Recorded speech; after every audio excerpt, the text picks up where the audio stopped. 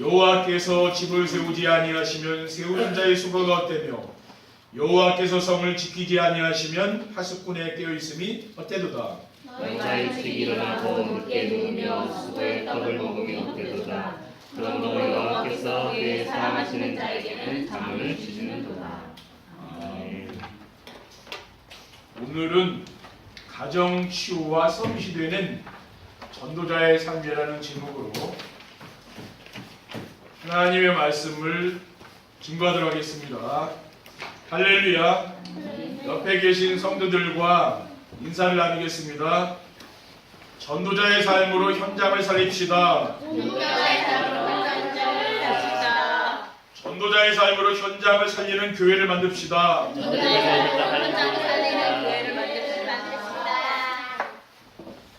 벌써 11월 마지막 주일입니다.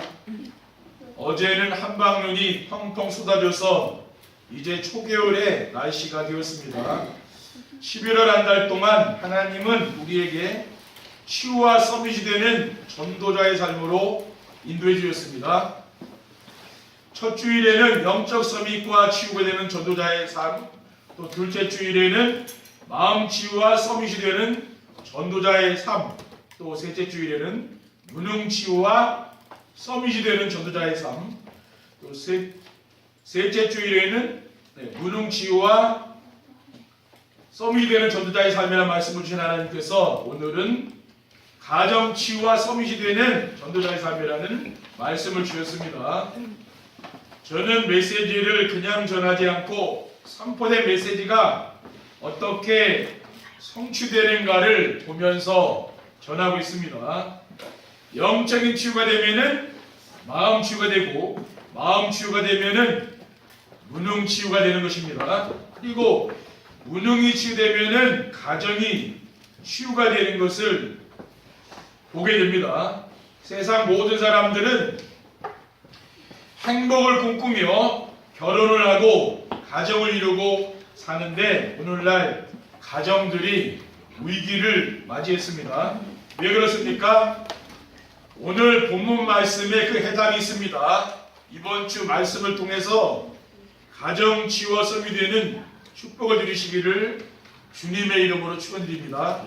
첫 번째, 가정 치유와 서밋이 되는 전도자의 삶이란 무엇입니까?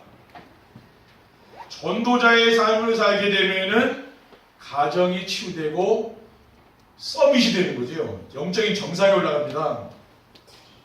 지금 대부분의 가정들이 치유가 필요한 것입니다. 지금 대부분의 가정들이 위기를 맞이했기 때문입니다. 가정 불화로 인한 이혼율이 날로 급증하고 있습니다. 처음에는 사랑해서 결혼했지만 살면서 만나게 되는 가문의 배경과 경제 문제, 성격 차이, 생활의 습관으로 인한 부부 갈등과 싸움이 점점 증가하고 있습니다. 겉으로는 괜찮아 보이지만은 조론과 황혼 이혼도 증가하고 있습니다. 어느 단체에서 조사했는데 신혼에서 3년까지는 낭만적인 시기라 상대방의 약점을 수용하고 가치관과 기대 등을 서로 맞추려고 노력을 하고 결혼한 후에 4년부터 9년 사이에는 현실적이며 권태기 단계로 신혼 때의 꿈이나 낭만이 현실 앞에서 사라지고 상대방의 약점이 두드러지게 부각되기 시작하며 상대방에 대한 기대감이 사라지면서 새로운 고민에 빠진다고 합니다. 그리고 결혼 후 10년부터 15년 사이에는 남편은 사업이나 직장일에 몰두하고 아내는 자녀들 양육에 몰두하게 되어 부부 사이의 갈등은 장년기의 분주한 삶 속에서 잠복되는 단계입니다. 그리고 결혼 후 16년에서 20년 사이에 갱년기 증상들이 나타나는데 평범한 생활에 지루함과 꿈을 상실하여 가장 위험한 시기이고 또 결혼 20년이 지나면은 약 99%의 부부가 좋지 않은 상태에서 이혼 또는 별거를 하거나 체념한 상태에서 살고 6%의 부부만이 성숙한 부부로 생활을 한다고 합니다. 가정치유와 썸이 되는 전도자의 삶이란 무엇입니까? 전도자의 삶을 살면 불화했던 가정들이 화목하게 됩니다. 가정 불화의 주된 원인은 어디에 있습니까? 가족끼리 대화가 없기 때문입니다. 그리고 가족끼리 대화가 없는 것은 우리 문화가 대화 문화가 아니기 때문입니다. 저는 현장에서는 메시지를 하는 것 외에는 사람들의 말을 많이 들어주는 편입니다. 그러나 집에서는 말을 많이 해요. 교회에서는 별 말이 없는데 집에 가면 말을 많이 하는 편입니다. 전도자의 삶을 살게 되면은 하나님의 말씀으로 가족끼리 자연스럽게 대화를 하게 되고 말씀 포럼을 하게 됩니다. 어떻게 합니까? 서로 붙잡은 언약 미션 비전을 나누고 응답받는 것을 서로 나눌 수 있기 때문입니다. 그리고 우리는 뭡니까? 우리 교회는 이런 정시예배를 통하여 받은 말씀을 가지고 서로 포럼하는 그러한 가정 문화를 만들어가는 것이죠, 지금요. 우리도 어릴 때부터 학교에서부터 교육이 말을 하는 그런 게 아니잖아요, 그렇죠? 선생님이 질문해도 잘 대답을 안 하잖아요. 우리 문화가 그렇다니까요. 저는 이제 또 이 목사님들과 함께 같이 말씀 포럼하고 이런 걸 하다 보니까 제가 굉장히 표현력이 그래도 좋아요. 왜냐? 말씀 포럼을 하기 때문에 그래요. 그리고 이렇게 다 표현할 수 있는 걸 그냥 길러야 되는 거죠, 그렇죠? 자기 생각을 다른 사람에게 표현하고 이런 것들을 어릴 때부터 길러주는 게 좋습니다. 그런 게 안 되면은 참 말을 잘 안 하지, 그렇죠? 그럼 말을 안 하면 답답하잖아요.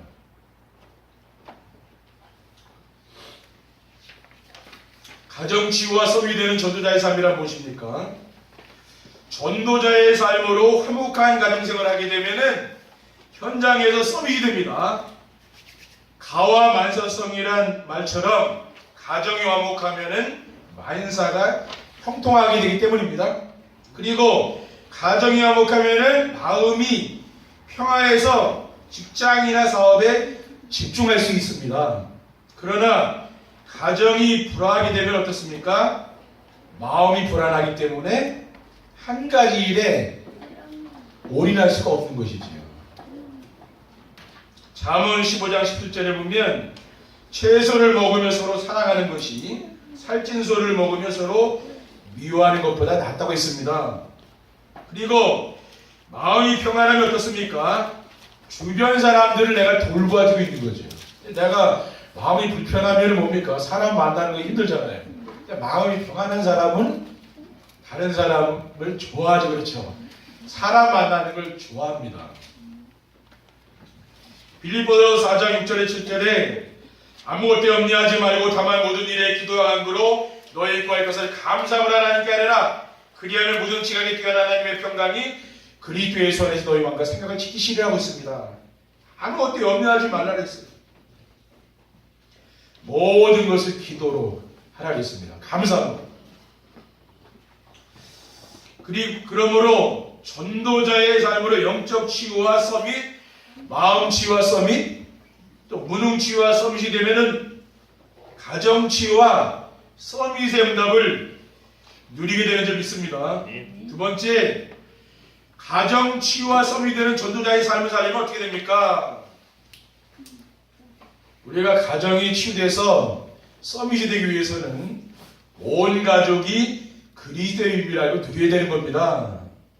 가정이 치유되고 서밋이 되기 위해서는 그리스도를 믿고 하나님의 자녀가 되어야 되는 것이죠. 왜냐하면 그리스도는 우리에게 하나님을 만날 수 있는 길을 열어주신 참 선지자이기 때문에 그랬습니다. 요한복음 14장 6절에 보면 예수께서 이르시되 내가 곧 길이요 진리요 생명이니 나로 말미암은 자꾸는 아버지께 올 자가 없느니라고 했어요.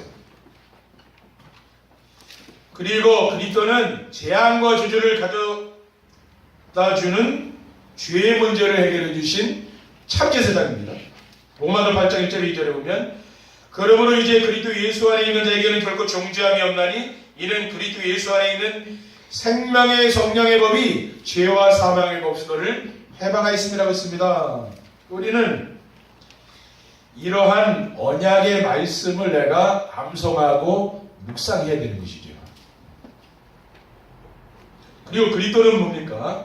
지옥 배경인 사탄을 멸하시고 우리를 지켜주시는 참된 왕이십니다. 요한일서 3장 8절에 죄를 짓는 자는 마귀에게 속하나니 마귀는 처음부터 범죄함이라 하나님의 아들이 나타나신 것은 마귀를 멸하심이라고 했습니다. 그러니까 이 그리스도가 누구인가 이것을 알아야 되는 거죠. 또 그리스도께서 무슨 일을 하셨는지, 예수님이 그리스도 아닙니까? 그럼 예수님이 그리스도로 오셔서 우리를 위하여 지금 무슨 일을 하셨는지 그걸 알아야 되는 거 아니에요. 그래야 우리는 복음을 누릴 수가 있는 거죠. 그러므로 그리스도는 우리 인생 모든 문제 해결자입니다. 여러분이 어떤 문제가 있든지 그리스도로 해결되지 않는 문제는 없는 거예요. 그래서 우리는 뭡니까?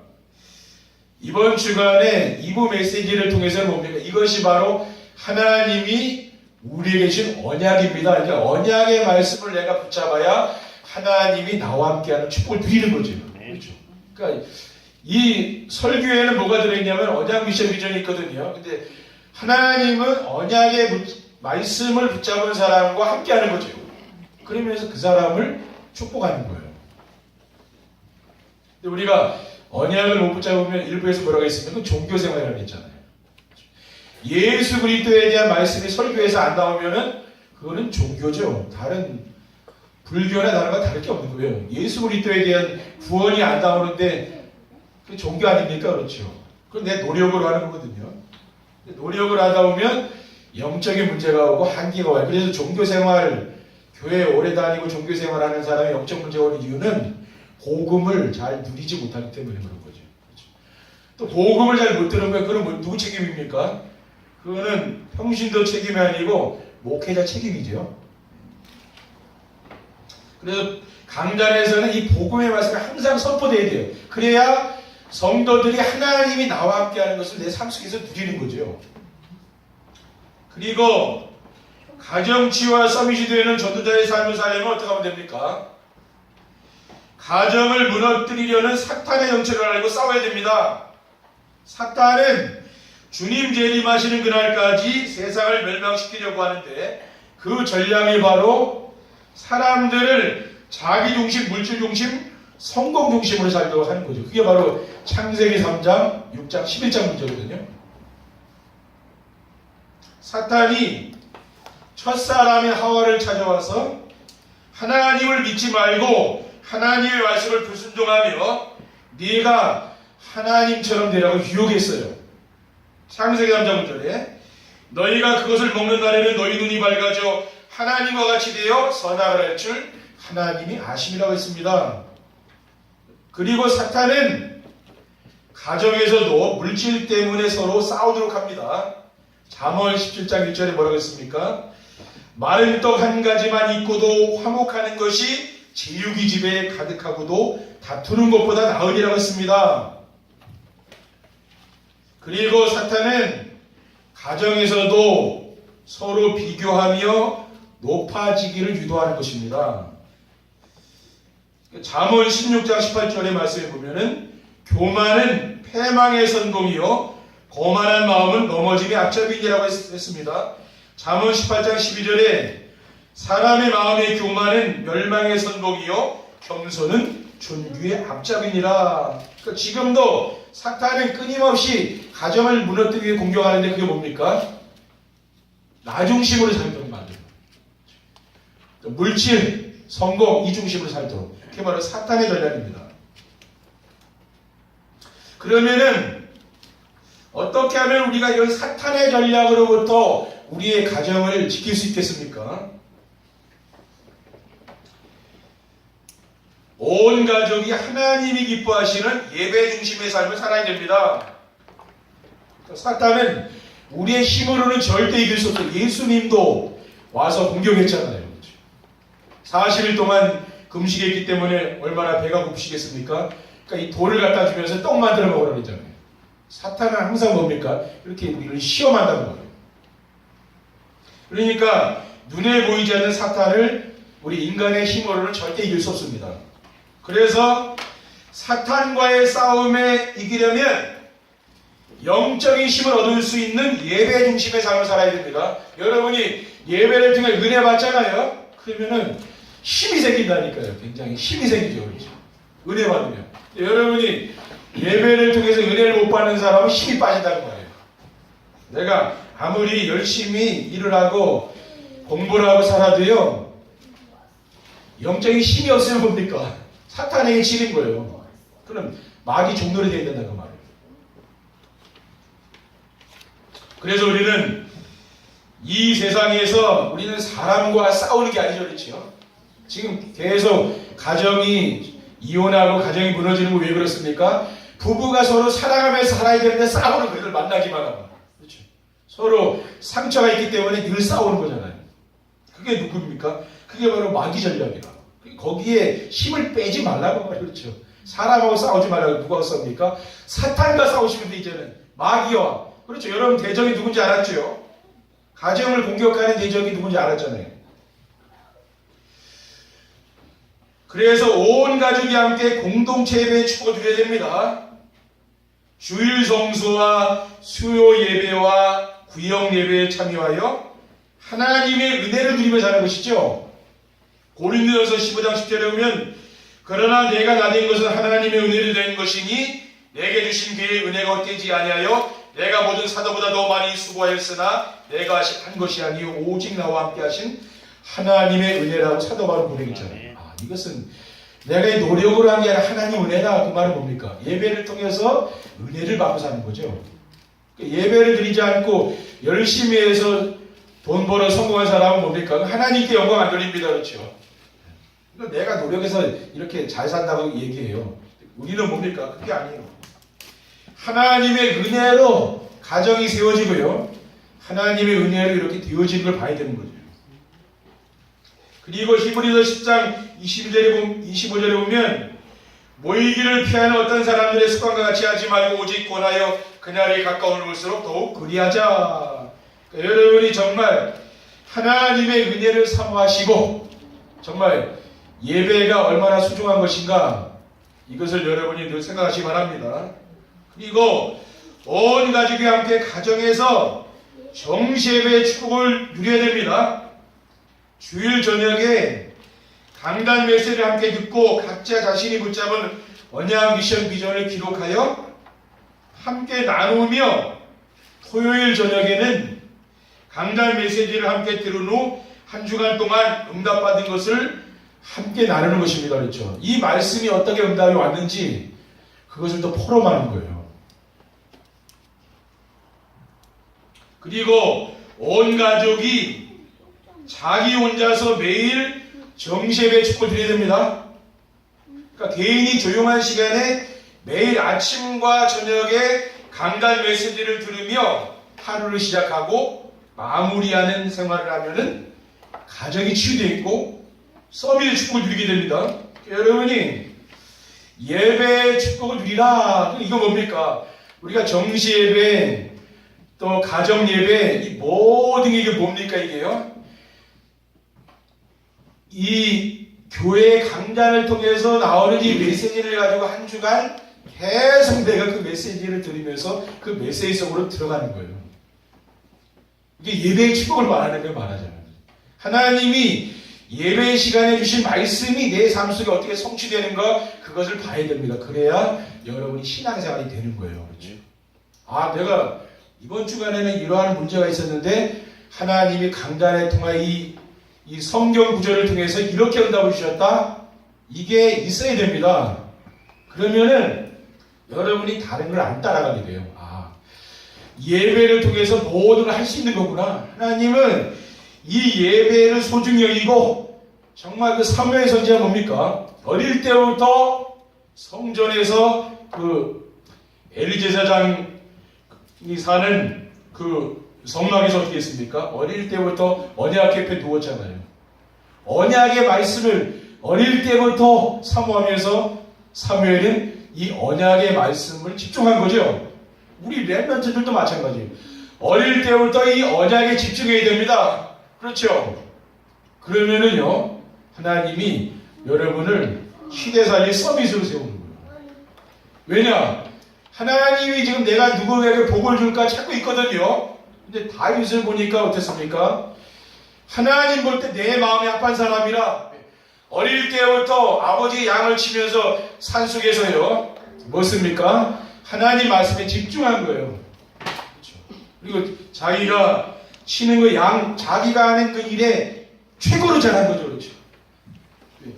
사자와 곰이 와서 물어가는데 어느 양치에 가서 그걸 잡겠습니까? 그러다 도망가죠. 근데 다윗은 벌써 언약에 집중하는 사람이기 때문에 뭡니까? 자기가 하는 일에도 뭡니까? 집중하는 거예요. 이런 렘넌트가 어떻게 됩니까? 이런 렘넌트가 결국은 이 세상에서 성공하게 되는 거죠. 그러니까 어릴 때부터 교회를 소중히 여기고 강전에 떨어지는 그 말씀 있죠? 이 언약의 말씀을 자기 생명과 같이 여기고 응답받는 그 렘넌트 있죠. 기도하는 그 사람을 하나님은 지금도 찾고 있는 거죠. 그러니까 우리 교회 렘넌트들은 하나님 쓰지 않겠습니까? 그렇죠? 여러분 쓴다고 말이에요. 세 번째, 가정치유와 서밋이 되는 전도자의 삶을 살게 되면 어떻게 됩니까? 온 가족이 셈을 얻는 충전소가 됩니다. 왜냐? 가정이 치유돼서 서밋이 되니까 이제. 가정이 치유되면은 가족들이 배터리가 충전되면은 에너지가 넘치듯이요. 삶의 활력소가 넘치는 가정이 뭐예요? 에너지 충전소라고 하죠. 힘을 얻는 것이죠. 시편 128편 3절에 보면 내 집 안방에 있는 내 아내는 결실한 포도나무 같으며 내 식탁에 둘러앉은 자식들은 어린 감람나무 같은 이로더라고 있습니다. 그러니까 여러분 아내를 보면 힘이 나고요. 내 자식 보면 힘이 나는 거예요. 그때부터. 제가 오늘 아침에 이렇게 교회 물 청소를 깨끗이 했는데요. 우리 렘넌트들 생각하니까 내가 힘이 나더라고. 아, 그래. 우리 렘넌트들이 오늘 교회 예배 드리는데 내가 이걸 깨끗이 청소를 해놔야 되겠구나. 그런 마음 드는 거예요. 우리 렘넌트들이 뭡니까? 얼마나 소중하냐 그 말이 그렇죠? 우리는 렘넌트에 집중해야 된다는 말이에요. 이겁니다. 바로 그렇죠? 여러분에게 힘을 얻으면은 가정이 치유되면은 막 가정에서 이런 힘이 생기는 거예요. 그렇죠? 가족들을 바라보면 힘이 생기는 거예요. 일할 마음도 생기고, 그렇죠? 막 삶의 의욕이 생기는 거예요. 그리고 가정 치유와 썸이 되는 전도자의 삶을 살게 되면 어떻게 됩니까? 가정이 이 세상에서 가장 행복한 장소가 됩니다. 세상에서 가정보다 더 행복한 곳은 그 어디에도 없습니다. 가정은 창조주 하나님이 만드신 가장 소중한 선물입니다. 가정을 잃어버리면 다 잃어버리는 거예요. 여러분이 가정이 회복된다, 모든 게 회복되는 겁니다. 예배 중심, 말씀 중심으로 살면은 이 세상 그 어떤 곳보다 행복한 곳이 가정이 될 줄 믿습니다. 그리고 가정 치유와 섭이 되는 전도자의 삶을 살게 되면 어떻게 됩니까? 후대들이 시대를 살릴 서밋으로 서게 됩니다. 전도자의 삶 속에서 우리의 자녀들이 자라나면 삶의 현장에서 복음을 누리며 복음으로 넓혀주는 영적 서밋이 되고 기능 서밋, 문화 서밋이 되죠. 그래서 우리 렘넌트들이 어떤 응답이 오느냐? 성경의 로마서 16장의 인물들과 같이 시대를 살리는 퍼스트 클래스 멤버가 되는 거예요. 이 중에서 뭡니까? 인물이 나온다고 말이에요. 그렇죠? 정말 이 민족 살리고요, 세계 살리고요, 교회 살리는, 가문 살리는 그러한 인물이 여기서 나온다고 말이에요. 그러니 여기보다 중요한 데가 있습니까? 그렇죠? 여러분 가정보다 중요한 데가 어디냐고 말이에요. 오늘부터 여러분 정말 가정이 치유돼서 서밋이 되는 귀한 응답을 누리시기를 주님의 이름으로 축원드립니다. 기도하겠습니다. 하나님 감사합니다. 우리 가정이 정말 복음 안에서 치유가 돼서 우리의 후대들이 앞으로 서밋으로 이 세상을 살리는 귀한 전도자로 하나님께 쓰임받을 수 있도록 인도해 주옵소서. 주 예수 그리스도의 이름으로 기도드립니다. 아멘.